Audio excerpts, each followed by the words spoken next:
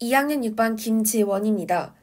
여러분은 과호흡 증상을 경험해 보신 적이 있으신가요? 과도한 긴장 상태에서 호흡량이 빠르게 늘어나는 것만으로도 우리 몸은 굉장히 위험한 상황에 빠질 수 있습니다. 그 이유는 무엇인지 오늘 저와 함께 알아보도록 하겠습니다. 많은 분들이 익히 알고 계시듯 혈액을 통해 이동하는 산소의 대부분은 적혈구에 있는 헤모글로빈을 통해 운반됩니다. 그런데 산소와는 구성 원소도 다르고 극성도 다른 기체인 이산화탄소는 혈액에서 어떤 방식으로 운반되는 것일까요? 산소와는 성질이 매우 다른 기체이기 때문에 아마도 산소의 운반 과정과는 상당히 다른 방식으로 운반될 것 같다는 생각이 듭니다.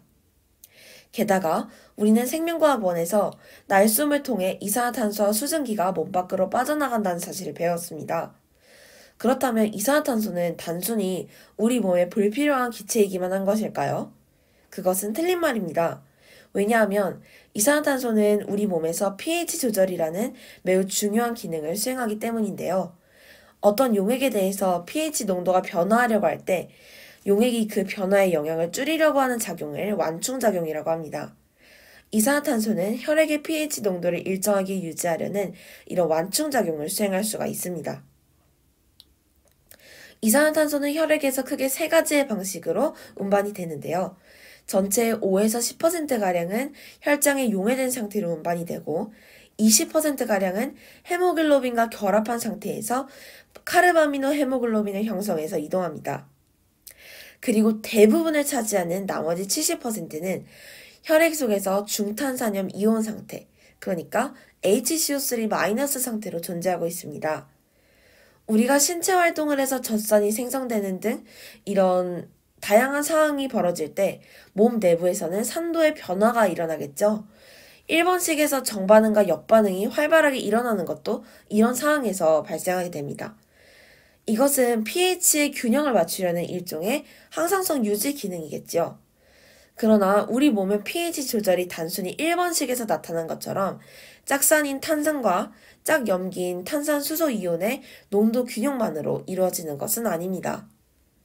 2번씩에서 나타난 것처럼 탄산이 이산화탄소나 물로 분해되기도 하고 이산화탄소나 물이 반응하여 탄산이 되기도 하는 등 이런 다양한 반응이 일어나는 것이 가능한데 수소 이온 농도를 조절하기 위해 과량으로 생성된 탄산이 분해돼가지고 이산화탄소와 물이 만들어졌을 때 이 이산화탄소가 폐를 통해서 몸 밖으로 원활히 배출된다면 혈액의 pH를 원활하게 유지하는 역할을 할 수 있게 되겠지요.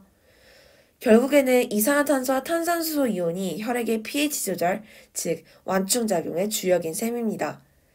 이러한 이유로 우리 몸에서 이산화탄소 농도가 유지되는 것은 매우 중요한 일인데요.